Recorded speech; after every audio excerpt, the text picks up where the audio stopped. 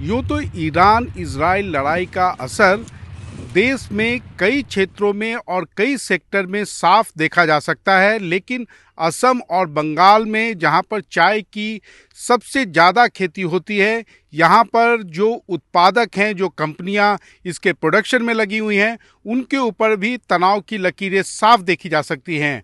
और उनके इस तनाव का, इस टेंशन का सीधा कारण यह है, उनका कहना है कि अगर ये लड़ाई लंबी खींची तो इस साल ना केवल चाय का दाम नीचे जाएगा बल्कि एक्सपोर्ट्स भी प्रभावित होंगे।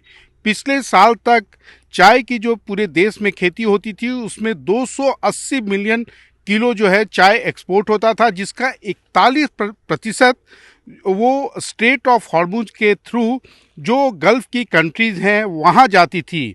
और ख़ासकर जो असम में चाय का उत्पादन होता है उसका जो 50% वो वेस्ट एशिया की देशों को जाता था। और हाल ही में असम सरकार ने चाय का एक्सपोर्ट को बढ़ाने के लिए ऑर्थोडॉक्स चाय पर 10 से 15 रुपये पर किलो जो है उन्होंने एक्सपोर्ट्स के लिए सब्सिडी बढ़ाई थी। और ईरान में खासकर असम के चाय का एक विशेष मांग होता था। यहाँ से करीब 10 से 15 मिलियन केजी जो है, जो चाय की पत्ती है वो ईरान जाती थी।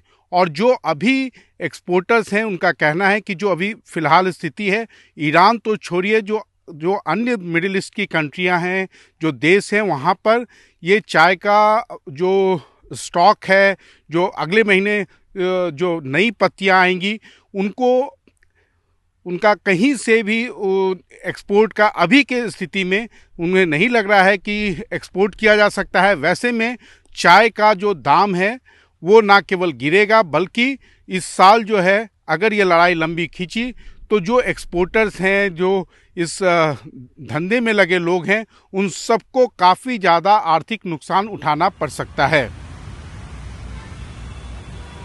वेस्ट एशिया क्राइसिस का आखिर असम के टी ग्रोअर्स पे क्या इम्पैक्ट होगा? हमारे साथ दिनेश जी हैं। दिनेश जी, ये बताइए, क्या आखिर अभी जो वॉर है जो चल रहा है, इसके बाद आप लोग को क्या लग रहा है? देखिए, जो वार हमेशा एक दुखद घटना होती है। ये वार पहले खाली ईरान, इजराइल और अमेरिका के बीच में था, लेकिन पिछले सप्ताह भर से हम लोगों ने देखा है ये वार और ज़्यादा अन्य कंट्री में एक्सलेट हो रहा है और इसका गल्फ कंट्री की तरफ में झुकाव ज़्यादा हो रहा है। इसका इकोनॉमिक इफेक्ट पूरा वर्ल्ड में हो रहा है और इंडिया भी इसमें अछूता नहीं है। इंडिया का चाय का 50% ऑफ द एक्सपोर्ट जो हम लोग करते हैं वो एक्सपोर्ट साउथ आपका वेस्ट एशियन कंट्रीज में करते हैं।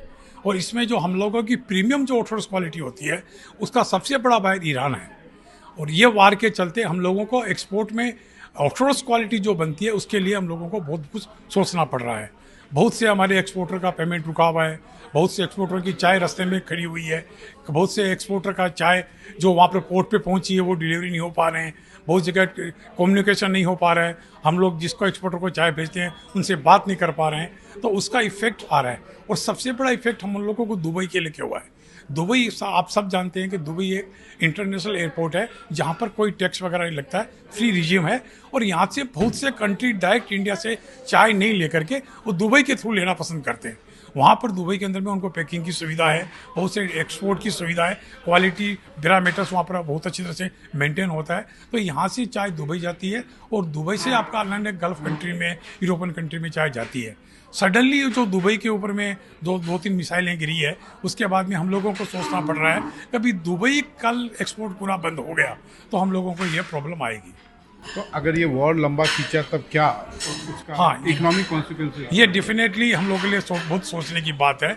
यदि ये वार 1 महीना 2 महीना और चल जाता है तो हमारे इकोनॉमी में इफेक्ट पड़ेगा, जैसे पड़ गया है। जैसे हम लोग अभी गैस सिलेंडर की बात करते हैं, बहुत जगह त्राही मच रही है, कॉमर्शियल सिलेंडर को लेकर के बहुत जगह होटलों के अंदर में है। इसका असर टी मार्केट में ये आएगा कि हम लोगों का जो ऑर्थोडॉक्स जो प्रोडक्शन होता है वो हम लोग को ऑर्थोडॉक्स को प्रोडक्शन बंद करना पड़ेगा।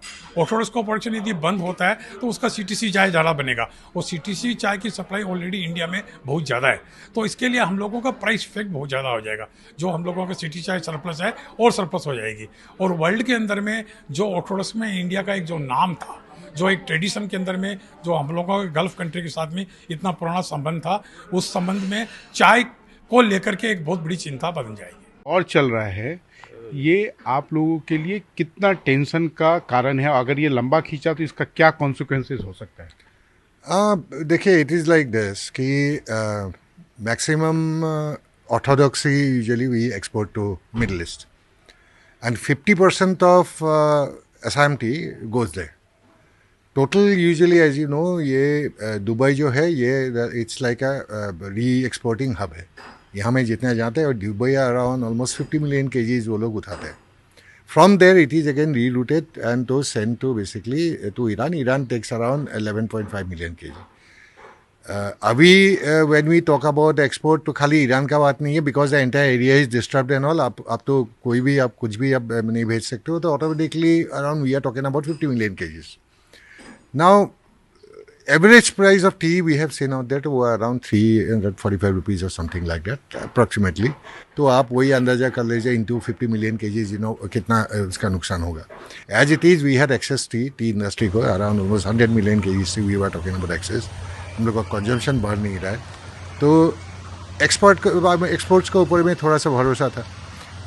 कई साल से एक्सपोर्ट बढ़ नहीं रहा था. Last year you know surprisingly 280 million KGs आए एंड ऑर्थोडॉक्स प्रोडक्शन भी बढ़ा है. यू नो लास्ट 5 साल में ऑलमोस्ट अराउंड 10 मिलियन केजीज बढ़ा है.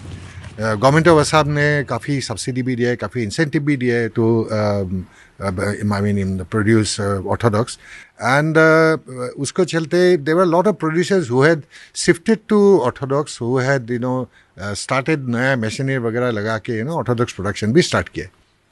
अभी ये वॉर तो कितना दिन चलेगा, कितना महीनों चलेगा तो भगवान जानते हैं. And that we are stuck with the 50 million KGs and जो भी इन्वेस्टमेंट है, जो भी हम लोग का शिफ्ट हुआ था टुवर्ड्स ऑर्थोडॉक्स, ये एंटायर सब पानी में गया है. यू नो तो we are definitely worried because like I told you मैंने 50% of Assam tea goes there. So ये हम लोग के लिए काफ़ी इट्स चिंता में टू डेफिनेटली. तो do you have any contingency plan?